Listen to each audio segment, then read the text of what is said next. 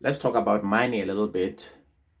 We're talking about the universal income basic grant, which the regulators, the parliament folks, the government, and the presidential advisory committees were talking about implementing, plus some several NGOs who had voiced out that this should be done.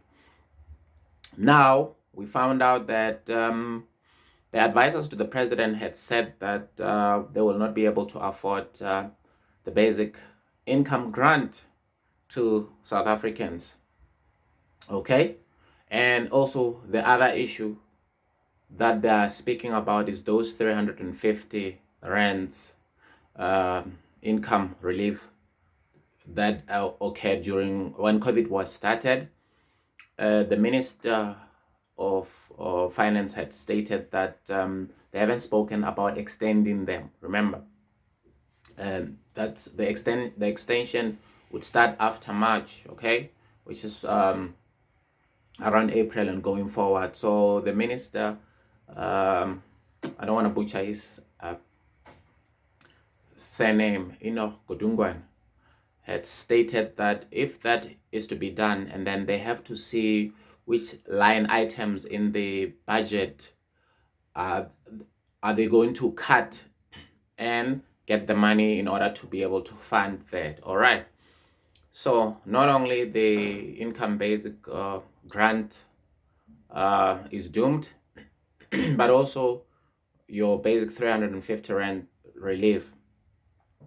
My take is that remember late last year the government had spoken about discontinuing it, but they faced a fierce resistance from the NGOs, and also they later realized that this is not going to be a good political ploy if they discontinue this, because already they've promised people their 350, and we're getting towards the local election. So you can imagine going to the elections just around the time when you have made people being used to get their 350 and not getting that anymore. The chances of them voting for you are a bit slim. So they weathered the storm. I think it's one of the what motivated the government to continue with that. Now there's no need for that. The national elections are way far, and Zolenze Mavavi, leader of SAF2, had stated that the government needs to pay 1,500 rands per month to the people aged 18 up to 59. You can do the math as to how much money would that cost the government. That if you just get your calculator and times that by about 12 months, maybe using a population of 25 to 30 million people who are going to get 1,500 rands, it will take you to somewhere around 360 billion rands with a B. Okay, now the most expensive items in our budget is education and health. They somewhere around 700 billion rands to like 800 billion rand. So this amount would be half of one of the top two biggest items of our GDP annual budget. Okay, so clearly this is not going to be sustainable. All right, so Thuli Madonsela also weighed in on this and saying that the government is coming with a whole lot of excuses because the 350 rand so far, or this whole income, the basic income grant, it's not more like just to paraphrase, it's not like they're giving individuals an amount that would buy them your basic groceries that they'll be able to use. You know what I mean? Because obviously 350 rands buys nothing. You look at inflation, a family of just basically four, mom, pops, and two kids. I'm quite sure that if they have to buy each and everything that they will have, it will range from 3,500 to 500 basically. So we'll see. The government's argument is that, hey, listen, we could use that 360 billion that you want us to spend on individuals in order to help with job creations. Well, we know that the ANC or any government is not responsible and will not be able to create jobs. It's impossible for a government to create jobs, by the way.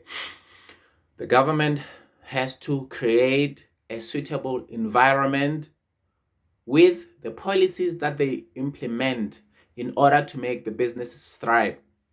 For example, if somebody wants to start business, the elimination of just paperwork. How long does it take for an individual to register their company, the paperwork, the tax issues, in order for them to get off the ground? It's quite a challenge now. Okay, we have this lady, I think she's the first brewer here in South Africa. Her business closed down because of the COVID-19, and she moved to the UK. And with everything that she was using, South African hops and so forth, all that takes to make beer, she's now sourcing it in the Czech Republic and bringing it to the UK for her business to thrive. And now she's based in the UK. That's another business.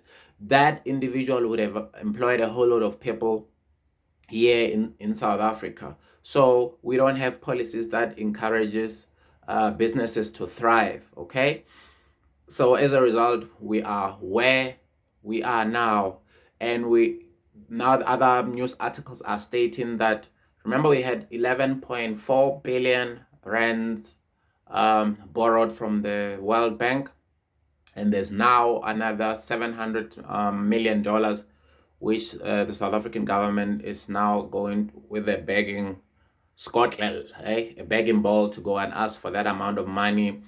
Sources inside the government are saying that this is the money that, as soon as that money comes, this will be some of the money which they're going to use to pay for the 350 rands, not to improve infrastructure, not to invest on small businesses.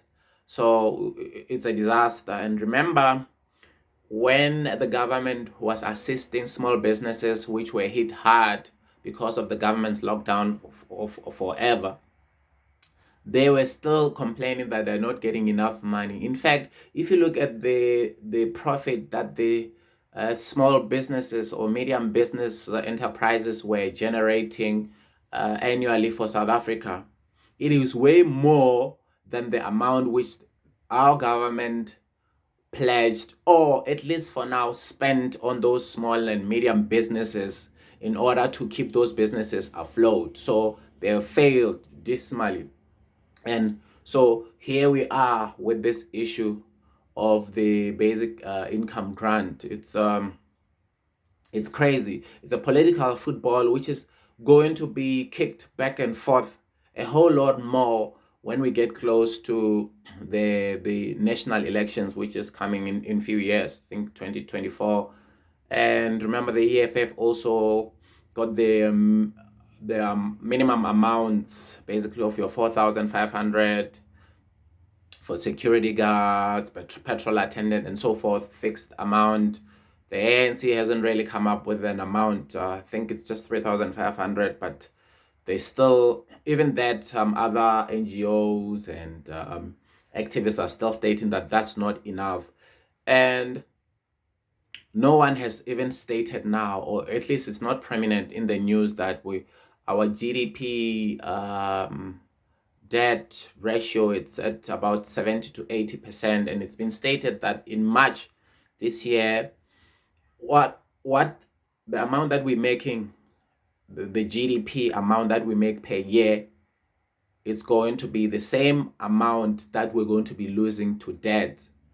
And right now, it's stated that the other think that the money which has been borrowed from the World Bank that is going to be used for is in order to service debt. So we've got way too much debt that we're supposed to be service, and with the amount that we're getting, it's just basically going to service debt, which is an impending disaster that we're heading to.